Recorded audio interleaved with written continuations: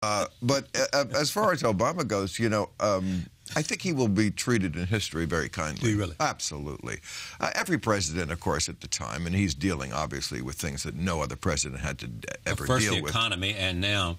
Right, and he's the first and black ISIS. president. They hate him in a way they never hated before. How much of it you think is that? A considerable amount. They'll never recognize it or admit it, but it is that. There's a certain in-your-face, in-your-space disrespect that this president has had to put up with, like being heckled at the State of the Union, or the governor of Arizona when she stuck her finger in his face, or when Bill O'Reilly interviews him, he interrupts him every 2 seconds. You don't do that to a president.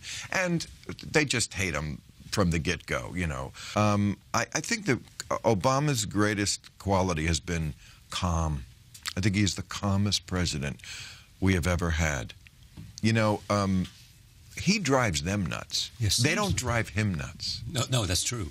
He seems not to. I mean, he seems to sort of float above it.